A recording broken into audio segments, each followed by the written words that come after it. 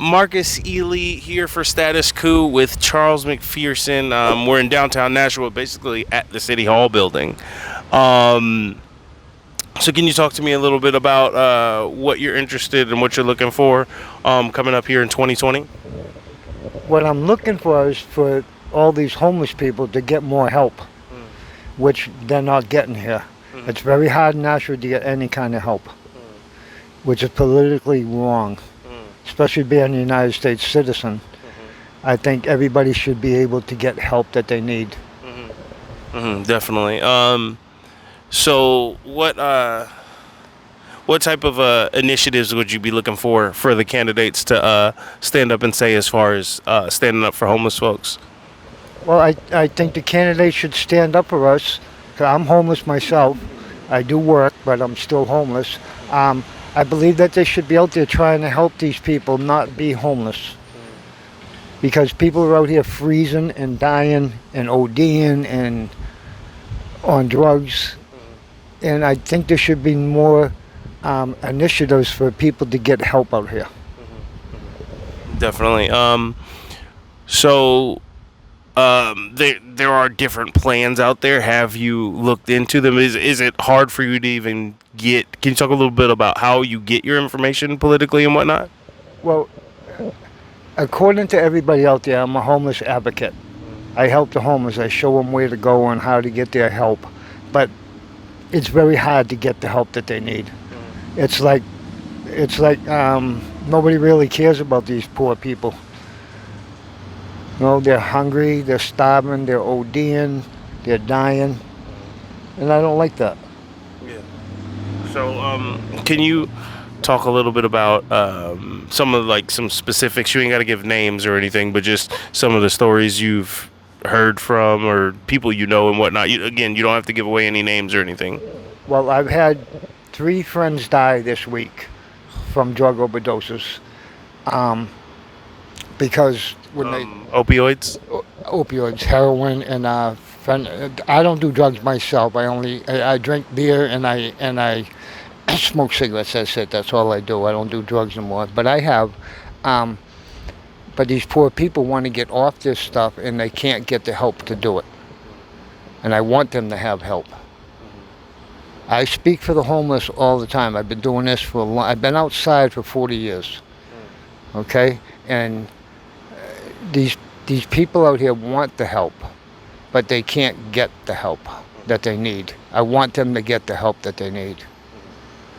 I'm a loner. I stay by myself. I have a wife out here too that's homeless. She's at welfare right now, trying to get welfare going. But to find help that the people really need is almost impossible out here. It's like Nashua doesn't care about their homeless people. And there's a lot of homeless people out here. I'm going to guess there's at least 600 people out here that are homeless, including children, women and children. I want them to get the help. Just so you have an idea, you think 600 is a small number, but Nashua is an incredibly small town. It's, if you're driving, it's maybe 10 minutes from North Nashua to South Nashua. Yes, 10 minutes at the most to get through Nashua. Yeah, so it's an incredibly small town, and to have a town that's so small have 600 homeless folks out here is just... I'm guessing on the number, but I talk to a lot of people like at the shelters and stuff like that, and they're telling me that we're at the 600 mark with people that need help. And when you have 3 people that are my friends, good close friends, die from drug overdoses because they can't get the help that they need. I had a friend that went to the safe station and they told him, sorry, we can't help you, you don't have insurance. And he died. So that may be another case and instance in which we're saying, hey, folks need Medicare for all, because this is, again, another preventable cause. It's an epidemic. Yeah. It really is. I mean, a lot of my friends do drugs. A lot of my friends don't do drugs. I don't do drugs. But I see people dying every day out here. And makes me sick to my stomach to watch people die when it could be prevented. I have a friend in the hospital right now, a really close friend. He OD'd. He went to get help, and they wouldn't help him because he didn't have insurance. So he OD'd, and now he's in the hospital. He's been in the hospital for 3 days now, but I went and checked on him. He's going to be okay. But he's going to come out and start again. That's how it is. If you're a drug addict, you're a drug addict. You're going to go chasing your drugs. And if you can't get help to put yourself somewhere to try to stay away from this mess, you're just going to keep chasing that mess. You're going to keep chasing that drug until it kills you. In New Hampshire, small town America in general, is where the opioid epidemic has done most of its damage. Right in New Hampshire started out right here, the worst in Massachusetts, worst in Rhode Island, worst than anywhere. It started right here in Nashua, and all these people are trying to get off it. But if you can't get help for the poor people, then what choice do they have? Because they're just going to keep going out and getting what they need to do to live. It's gut-wrenching, and it's basic stuff. It's like we have the materials and we have the ability to help people. We just don't have the political will to help them because there's no financial incentive. Exactly. The political part is the biggest part because they don't want to spend the money to help these people. But if you don't spend the money to help these people, then where is the help? You don't get the help. All you get is people that are dying every day because they can't get help. If these people can get into programs, okay, because you don't have insurance, so what? You shouldn't need insurance to live.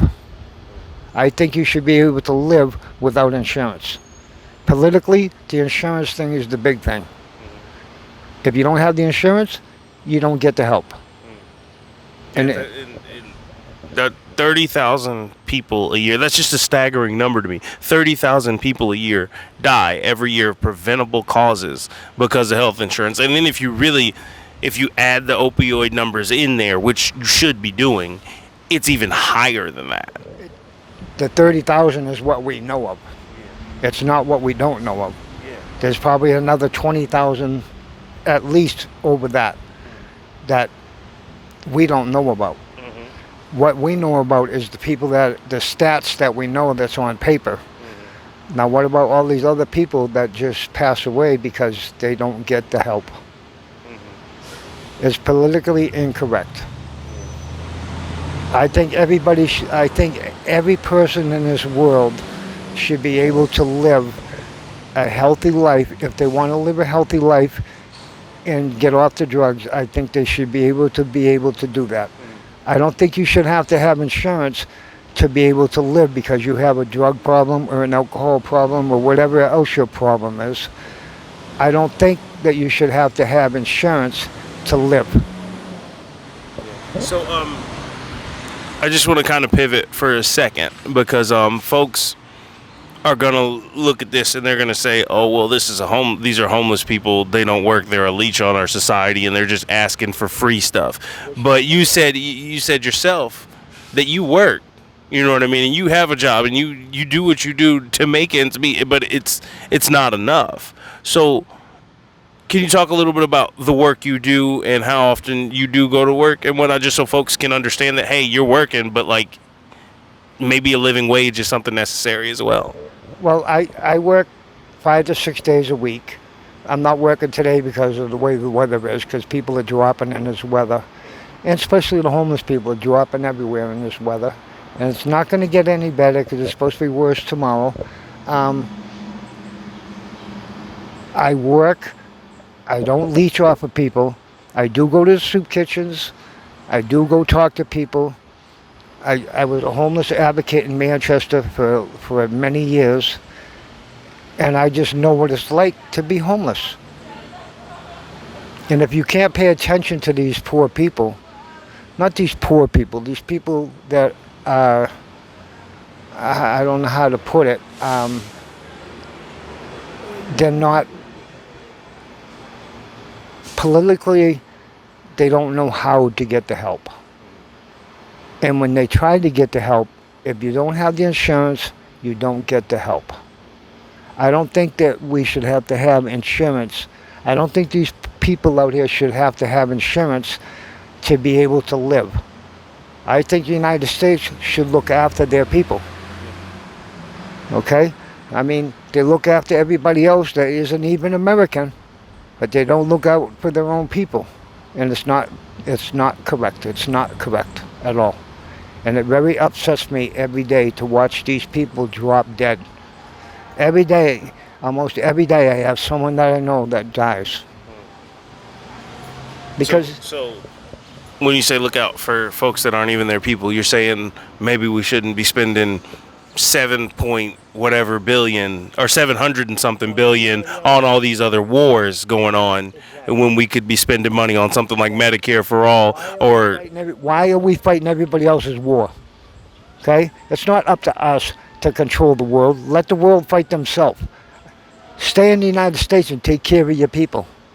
Don't take millions and millions and millions and billions of dollars to fight a war that has nothing to do with us. And then we have our people dying in war. Because of why? Well, just going to tweak you a little bit because it's factually accurate. It does have to do with us in that our corporations are the ones profiting. American people don't profit at all, but American corporations profit greatly off of the military-industrial complex itself, defense contractors, construction companies, other companies that have financial interests and interests in other countries that we're having wars in. So they fight to protect our corporations, not us. They fight for their money. That's what they're fighting for. They're not fighting for us. They're fighting for their money. Because they're financially, they're rich. Now, do they put any kind of money into the United States? No, they don't. What they're doing is leeching off of other countries, making money off of other countries, and not doing anything for anybody else. No, if I could become rich on another country, I probably would do it. Except I don't believe in it. I believe in the United States. Definitely. Thank you so much. I really, really appreciate you. So I'm gonna ask this last one, and I'm gonna let you go. But can you just talk a little bit about, like, you're president for a day? What's the first thing you do to make sure that these folks are getting the help that they can get? Like, what's the one thing you would want the next president to do on day one? They get in office, and this is the thing they're going to do, and this specific action is going to do the most help for folks.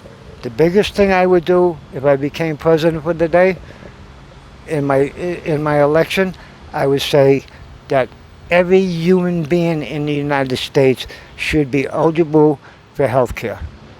Regardless of what you have for money, regardless of what you have for insurance, I think you should be able to have health care. And if we had that, we wouldn't have all these deaths. Thank you so much. I really, really appreciate it. Thank you so much, sir. Hope you enjoyed that last video. Hop on over to statuscoup.com where you can sign up for our email list and become a member for as low as $5 to $10 a month. Membership is how we grow. That's statuscoup.com/join. And remember, join our email list so we can grow the revolution with you.